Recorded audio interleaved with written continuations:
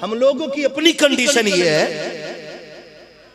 कि जब ईद आती है ना, बकरा ईद, और किसी ने काट लिया बकरा, तो देखे किस किस के यहां भेजना, तो देखभाल के उसके यहां भेजेगा 4 बोटी कि जिसके यहां पे बकरा कटवाने की गुंजाइश होगी। क्यों हजरत? इसलिए कि इसके घर से बकरा ही मिलेगा। हम तो मैयत में भी इसलिए जाते हैं ताकि उनके अब्बा का उतारा उतर जाए। जी जी, समझ रहे मेरी बात? हम तो मैयत में भी इसलिए जा रहे हैं कि वो हमारे अब्बा की मैयत में आए थे। पूछे इन उलमा से, अगर इसलिए जाओगे कि वो हमारी में आया था ना, तो फिर कोई सवाब नहीं, कोई सवाब। और बकरा ईद पे बकरा उन्हीं के घर भेजना जिनके यहाँ बकरा कटता है, फिर अखलाक नाम की चीज ही कोई नहीं। मैं कहता हूं अगर भेजना ही है ना, तो उनके घर भेजो जिनके बच्चों ने कभी बकरे की बोटियां नहीं देखी हैं, जो कभी बाप से पूछते हैं अब्बा बकरे के गोश्त का जायका कैसा होता है। तलाश कर ऐसे गरीबों को बस्ती के अंदर जिनके बच्चों ने कभी बकरे का गोश्त नहीं खाया। और अगर गोश्त भेजना है, उनके घर न भेजो जिनके घर से तुम्हारे घर आया है, उनके यहाँ भेजो जिनके यहाँ कुर्बानी नहीं हुई है। यही हाल वलीमों का है, यही हाल दावतों का है, यही हाल ईदों का है, यही हाल हमारे यहाँ पे हर एक फंक्शन का है। अब तो लोग बराबरी के लोगों को दावत देते हैं, गरीबों को कोई मुंह लगाने के लिए तैयार नहीं है। खुदा की कसम खा के कहता हूँ, महबूब कायनात ने इरशाद फरमाया सबसे बुरा वलीमा है वो जिसमें किसी गरीब को दावत न दी जाए। और यार मुझे बता तो सही, हमारे वलीमों में सेठ आते हैं, अमीर आते हैं, कभी गरीबों के नाम का लुकमा नहीं होता। सबसे बड़ी दौलत ईमान की दौलत होती है, सबसे कीमती दौलत ईमान की दौलत होती है। याद रखिएगा, दुनिया की दौलत को चोर लूटने के लिए आते हैं, लेकिन वो छोटे छोटे चोर होते हैं। जो सबसे बड़ा चोर है उसे इब्लीस कहा जाता है। वो हमारे पैसे लूटने के लिए नहीं, हमारा ईमान लूटने के लिए आता है। कैसे लूट लेता? आप कहोगे हम आने नहीं देंगे। मेरे अजीज तुझे पता भी नहीं है। चलो कितने घरों में दिखाऊं ऐसे गाने बजते हैं जिसपे नौजवान थिरकता है और कभी ईमान का जनाजा निकलता है उसको पता भी नहीं चलता है। ऐसे गानों पे जब नौजवान थिरकते हैं और रक्स करते हैं, कुफरिया गीत और गाने होते हैं जिन पे ईमान का जनाजा निकल जाया करता है, तो खुदा की कसम कोई बताने तक नहीं आता है कि तेरे ईमान का जनाजा निकल चुका है। इसी खामोशी से ईमान चुरा के शैतान ले जाता है। नौजवानों मेरे हाथ जुड़े हैं, तुम्हारे आगे हाथ जोड़ के कहता हूँ, तुम्हें खुदा का वास्ता अगर तुम्हारा मन नहीं लग रहा है तो कानों में लीड लगा करके गाने सुन करके सफर न करना। खुदा तौफीक दे तो नाते कान में लगा लेना, हुजूर के जिक्र की गुफ्तगू लगाना, इसलिए कि मौत का कुछ पता नहीं है। हमने रोडों पे हादसे देखे हैं और ऐसे ऐसे हादसे अल्लाह हर एक को महफूज रखे कि घर से दूल्हा बन के निकले थे, कफन में लिपट करके आ रहे हैं, हजारों हसरतें लेके निकले थे, जनाजे पे लेट करके आ रहे हैं। क्या तुमने नहीं देखा है कि कितनी तमन्नाएं दिलों में होती है, लेकिन सबकी सब 24 घंटे के अंदर कब्र के अंदर दफन होकर रह जाया करती है। न तू 150 साल की जिंदगी लेकर के आया है, न मेरी 500 साल की जिंदगी है, अगर वो भी 1000 बरस की जिंदगी, आखिर मर जाना है मेरे नौजवान, जिंदा हमेशा नहीं रहना है।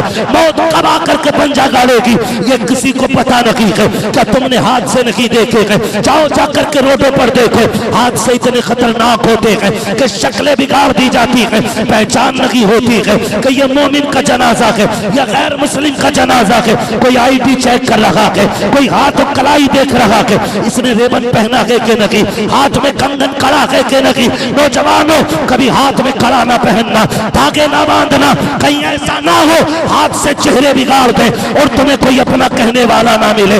इसलिए कहता हूँ चेहरों पे दाढ़ियां रख लो, अगर रोड पे कितने भी चेहरे बिगड़े ये दाढ़ी के बाल बता देंगे। इसे लावारिस ना समझना, ये वो है जिसका काबे वाला भी वारिस है मदीने वाला। नारे तकबीर, नारे रिसालत, फैज़ाने गौसे आज़म, मसलके आला हजरत, पैगामे हक कॉन्फ्रेंस, हजरत अल्लामा मुफ्ती हम्माद साहब क़िबला। तो भाई एक आईडी रख लो। टोपी हमारी आईडी है लेकिन ये उड़ सकती है, कुर्ता पजामा हमारी आईडी है लेकिन अब इसको सारे ही लोग पहनते हैं। ये सिर्फ हमारी पहचान नहीं रह गई है, सिर्फ नहीं रह गई है मेरे अजीज, एक आईडी ऐसी बना जो कोई चाह के भी ना दूर कर सके, और उसी आईडी को हुजूर की सुन्नत कहते हैं। हुजूर की सुन्नत कहते हैं। भाई ये हालात हादसों के, कान में लीड लगी है, गाड़ी पलट गई, बंदा खत्म। बताओ अगर गाने सुनते सुनते मौत आ गई तो क्या बनेगा? अल्लाह अल्लाह अल्लाह, मौत आ गई तो क्या बनेगा? फरमाया गया, ये उलमा बैठे, पूरी जिम्मेदारी के साथ कहता हूं, जो बंदा जिस हाल में मरेगा कयामत में उसी हाल में उठाया जाएगा। क्या ही अच्छा हो हमें कुरान पढ़ते पढ़ते मौत आ जाए, हमें नात पढ़ते पढ़ते मौत आ जाए, नात सुनते सुनते मौत आ जाए। फिर जो जनाजा चलेगा ना तो फरिश्ते कहेंगे नात खानी मौत भी हमसे छुड़ा सकती नहीं, कब्र में भी मुस्तफा के गीत गाते जाए।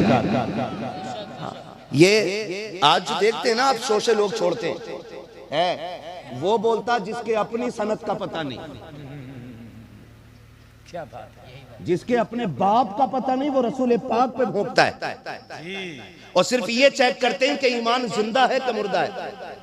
मगर मैं सलाम करता हूं हुजूर की उम्मत के नौजवानों को, जब भी हुजूर के लिए बात आई है ना तो जहां दाढ़ी वाला खड़ा होता है ना वहां बगैर दाढ़ी वाला भी खड़ा होता है, जहां जुब्बे साफे वाले खड़े होते वहां पैंट शर्ट वाले भी खड़े होते। दुनिया पहचान जाती है हुजूर से इश्क कुर्ते वाले नहीं, ये पैंट शर्ट वाले भी हुजूर से प्यार किया करते हैं।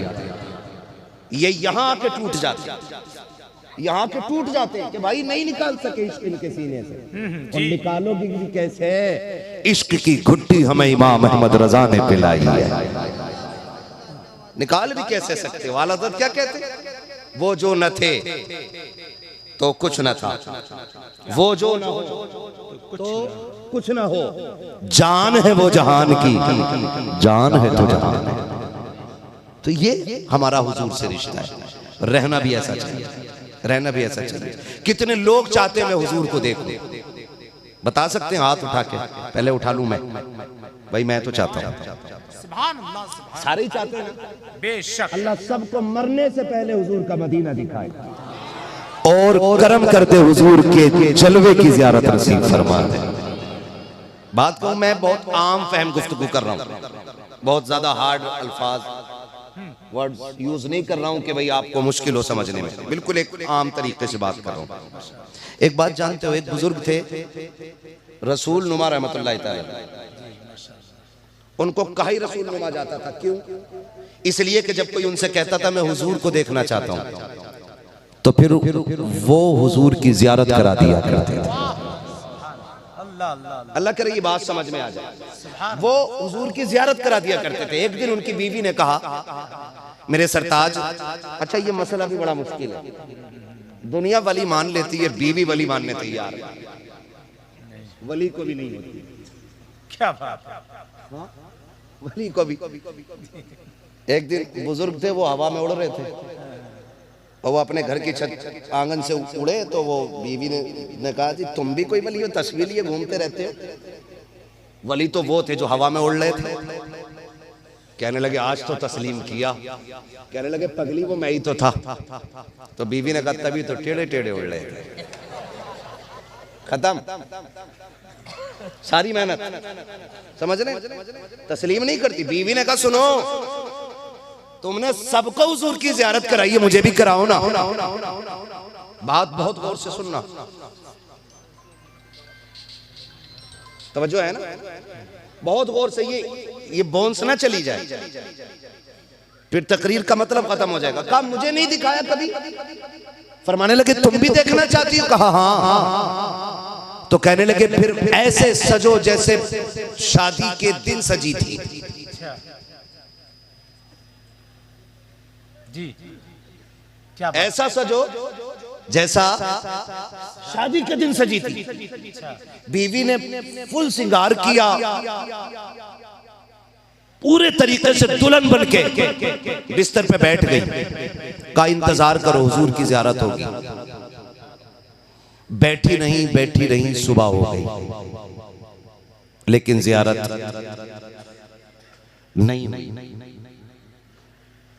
नहीं हुई। तो सुबह शोहर से कहने लगी बिला वजह में तुमने मुझे इतना सजाया सवारा, मुझे ज़ियारत नहीं हुई। ये कहते कहते वो रोने लगी। अगला जब वो दिन आया और आंख लगी तो ख्वाब में हुजूर तशरीफ ले आए। बीवी ने कहा कि जब सजी सवरी थी तब हुजूर नहीं आए। मैं उनके एहतराम में, वो कहा था ना, गलियों को सजाने दो, पलकों को बिछाने दो, किस गली से गुजरेंगे मुस्तफा खुदा जाने। जब मैं सजी सवरी उनके एहतराम में, उनके इस्तिकबाल में, तब हुजूर नहीं आए। और जब बिना सजे सवरे सो गई तब हुजूर आए। तो कहने लगे, पगली, उनके इश्क में दिल टूटना जरूरी होता है। क्या बात है, वाह, बहुत अच्छा। जब तक दिल ना टूटे तब तक इस आईने में उनकी तस्वीर नजर नहीं आती। बहुत अच्छी बात। हम यूं ही बैठे रहे और तमन्ना करें हुजूर नजर आ जाए। मेरे अजीज, ख्वाब ऐसे नजर नहीं आते। कसम खा के कहता हूँ, खुदा वो दिल लाए, कभी मौका मिले उनके नाम पे कभी गिरबान पकड़वा के देख, हुजूर आते हैं कि नहीं। उनके नाम पे गालियां खा के देख, फिर देख हुजूर आते हैं कि नहीं। उनकी याद में रो के देख, फिर देख हुजूर आते हैं कि नहीं। जब दिल टूटता है फिर तसल्ली देने के लिए मदीने से हुजूर आ जाया करते हैं। सुभान अल्लाह, सुभान अल्लाह। हाँ, वो कहा था किसी ने, अगर आंखें मेरी दीदार के काबिल नहीं आका, तो फिर आवाज ही अपनी सुना दो या रसूल अल्लाह। प्यारी बात कही थी। तो फिर आवाज ही अपनी सुना दो या रसूल अल्लाह। हमारी आंखें देखने के लायक नहीं है तो हुजूर आवाज सुना दे। ये काशिफ ने कहा था। मैं अब आपसे कहना चाहता हूँ, हुजूर के लिए कुछ करके देखो। कई बार ना नौजवान लोग कहते हैं, हज़रत मैंने दाढ़ी रखी ना तो मेरे अब्बा कह रहे हैं, अभी से तू दाढ़ी रख रहा, तू अभी से मौलाना बन गया भाई। अब्बा कह रहे, अब्बा कह रहे, अम्मा कह रही, लल्ला ये क्या, अभी कोई उम्र आ गई तेरी। तो निजाम कुदरत है, अल्लाह ने कोई भी चीज वक्त से पहले पैदा नहीं की। ये निजाम है अल्लाह का। बताओ, पैदा होते हैं तो दांत होते हैं कि नहीं? टेंशन में क्यों आ गए भाई? यहाँ कुछ दांत भी होते हैं क्या? नहीं होते। फिर बोले सारे होते हैं कि नहीं? नहीं होते ना दांत। अब बताओ, दांत पहले जमते हैं कि दाढ़ी? दांत जमते हैं ना पहले। जब पैदा होता है बच्चा, दांत क्यों नहीं होते? इसकी बहुत सी हिकमतें हो सकती हैं, अल्लाह के राज अल्लाह ही जाने। लेकिन हम तो ये समझते हैं कि जब लीवर कमजोर होता है ना बच्चे का, तो दांत होते मजबूत ग़िज़ा के लिए। अल्लाह ने दांत नहीं रखे कि वही पेट में जाना है जो दांत के लायक ना हो चीज, ताकि लीवर बचा रहे। फिर वक्त निकले, वक्त आया, दांत निकले। अम्मा से पूछो कौन से दांत है? हमारी अम्मी कहती है ये दूध के दांत थे। आपके कोई ज्यादा फासला काय के दांत थे? दूध के। वही रहते हैं कि बदल दिए जाते हैं? बोले जोर से, बदले जाते हैं। क्योंकि फिर दूध के टूटे फिर पक्के वाले लगे। ये निजाम कुदरत है।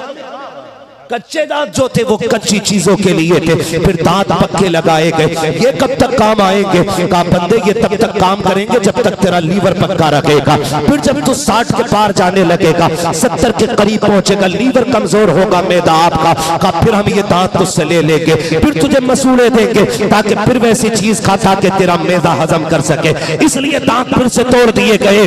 जब पैदा हुए तो दाढ़ी नहीं थी, दांत निकले तो दाढ़ी नहीं थी, दांत टूटे तो दाढ़ी नहीं थी, फिर दांत निकले तब भी दाढ़ी नहीं थी। जब बंदा जवानी की दहलीज पे कदम रखता है, फिर ये दाढ़ी के बाल निकल के आते हैं। माँ कहती वक्त नहीं आया है, कुदरत ऐलान करती है अभी इसका वक्त शुरू हुआ है, अब तुम जितना चाहो मुंडा दो, हम इन्हें निकालते रखेंगे। जवान मुंडाता रहता है, खुदा जमाता रहता है, ये मुंडाते मुंडाते थक जाता है, दाढ़ी निकलते निकलते नहीं थकती। अब जिद तोड़ दे, दाढ़ी रख ले, इसलिए कि दाढ़ी रखना ये गैरों का तरीका नहीं, मोहम्मद अरबी का तरीका है। और लोग ये कहते हैं दाढ़ी रख ले तो चेहरा अच्छा नहीं लगता। अल्लाह की कसम, अगर दाढ़ी में हुस्न ना होता तो खुदा महबूब के चेहरे पे इकबाल न जमाता। उनके चेहरे पे दाढ़ी ना होती, उनके चेहरे पे दाढ़ी रख के खुदा ने बता दिया अगर हसीन बनना है तो मर्दों को चेहरे पे मुस्तफा की तरह दाढ़ी रखना। नारे तकबीर, नारे रिसालत। पैगाम हक कॉन्फ्रेंस मसलके आला हजरत सरजमीने महदूद कलमी। वाह वाह वाह, रखेंगे दाढ़ी इंशाअल्लाह। बात है, क्या बात अल्लाह सलामत रखे। मैं खड़ा नहीं करूंगा किसी को भी। हाँ, मैं जानता हूँ दाढ़ी वही रखेगा जिस पे हुजूर का खास करम होगा। ठीक है ना, रखेंगे इंशाअल्लाह दाढ़ी। शादी से पहले के बाद में, पहले ही बाद में कौन बोला भाई? कोई बात नहीं, मिस्टेक हो जाती है। रखेंगे इंशाअल्लाह दाढ़ी। और नौजवानों एक बात बता दूं, याद रखना, अच्छी बीवी चाहते हो तो दाढ़ी पहले रख लो। और पूरी जिंदगी अगर भूत उतरवाने तो दाढ़ी बाद में रखना। आप कहेंगे मौलवी दाढ़ी की क्या गारंटी है? बताऊं एक बात। अच्छा, कोई लोग ये कहते हैं मौलाना मेरी शादी नहीं हुई है।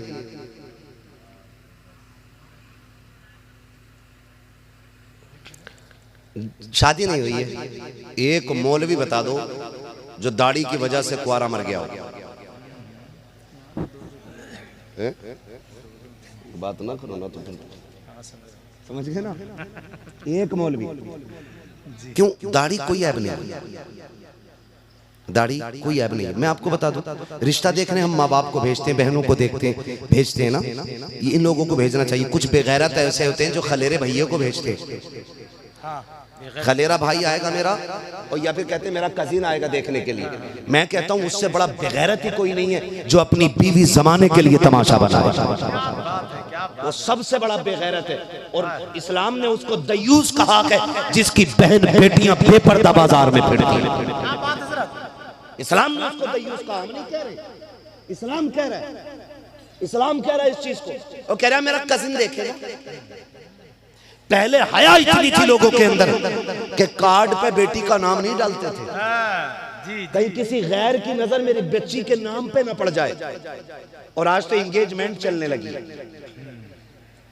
अंगूठी पहना रहे हैं निकाह से पहले। ये बेगैरती का कितना नंगा नाच नाचा जा रहा है। हाँ, तो देखने के लिए भेजते तो अम्मा क्या देख के आती? लल्ला रंग ठीक है, चाय भी ठीक बनाई थी, खाना भी ठीक था, ठीक है लल्ला कर ले, हो गई। अंदर का नहीं पता, दाढ़ी रख। उसे अगर पता चलेगा ना लड़का दाढ़ी वाला है,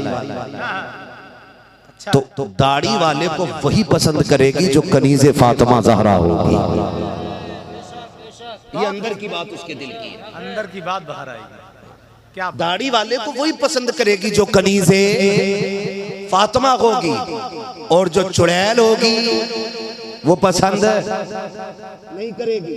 बहुत सारी बातें करने के लिए इशारा समझ लो। एक सुन्नत के अनेक फायदे, बेहिसाब फायदे इस दाढ़ी के। फरमाया गया दुआएं कबूल ना होती हो, दाढ़ी हाथ में लो, कहो मालिक इसके सदक़े में दुआ कबूल कर। फरमाया गया हाथ नीचे आने से पहले अल्लाह मंजूरी अता फरमा दे।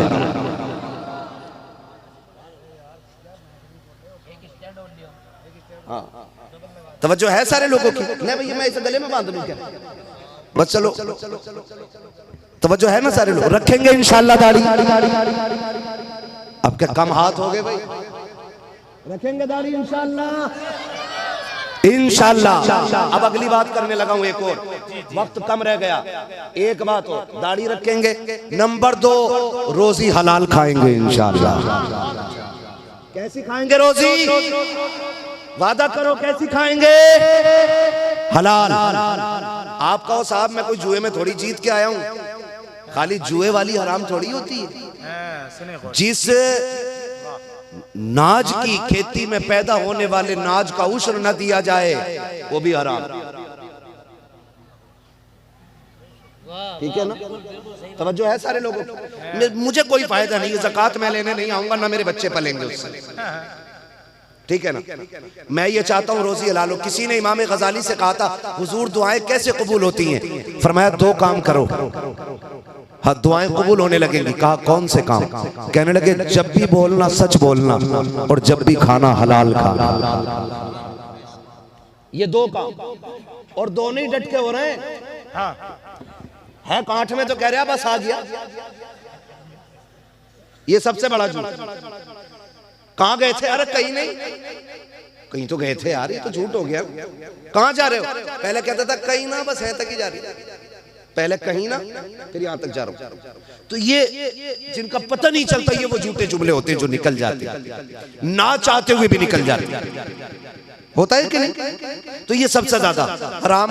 खेती हुई, जब फसल अच्छी हो गई तो कह रहे पता बीज कहां से लाया था? पंतनगर से लाया। खेती अच्छी हो गई तो कहां से लाया? पंतनगर से, अंबेडकर नगर से, है ना, उत्तराखंड से नाज का बीज लाया था। देख क्या खेती हो रही है, और खा गया कीड़ा दाना। फिर पता क्या कह रहा? ना जी, अल्लाह ने मुकद्दर में ही ना लिखी थी। अब किधर गया तेरा बीज? और कोई कहता है ना प्रधान बड़े काले हो रहे गया हूं, कह रहा हूं 18 पानी दे दिए। मतलब ये मैं आपसे जो बात कर रहा हूं जरा समझे उसको। हम खेती से ताल्लुक रखने वाले लोग हैं।